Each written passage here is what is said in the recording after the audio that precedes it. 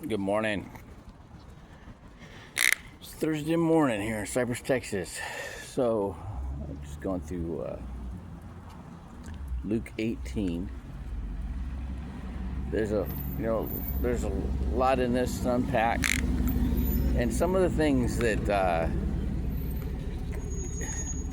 they divide up one of the stories, and it sounds a little different than you would have heard in Matthew and Mark and even John. Some of these stories are going to be heard several times, but this is a different. This is not somebody who actually walked with Christ, and he heard the story from somebody else who didn't actually walk with Christ, and that was Paul. And so, there's like the one story gets split up, right? It's the same story, but it's divided by a story in the middle, right? And that's so that the story of the one who Christ says, it's I've done all these things, and what more must I do? And Christ says, give up all your belongings and follow me. And he had a lot of stuff, and he wasn't willing to give it all up, and it bothered him, right? And that's when Christ says, it's easier for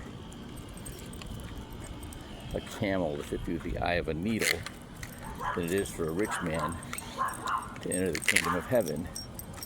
And okay, so that is Joseph of Arimathea.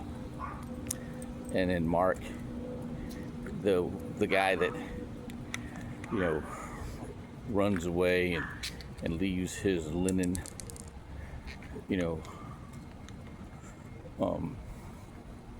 toga behind. That's also Joseph of Arimathea. He was a Pharisee,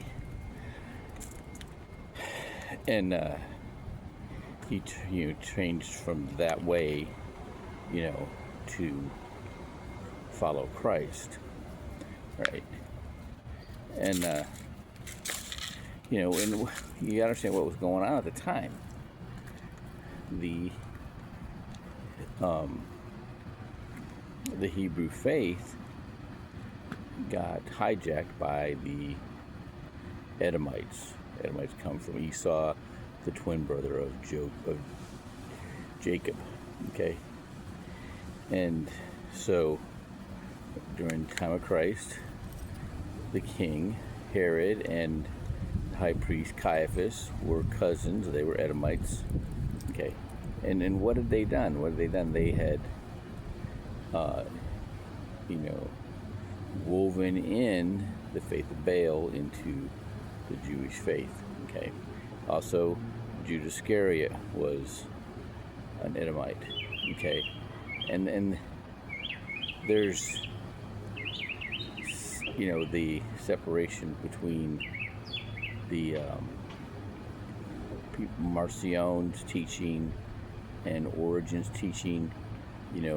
That's Marcion's teaching, throwing out the Old Testament, throwing out the law, right?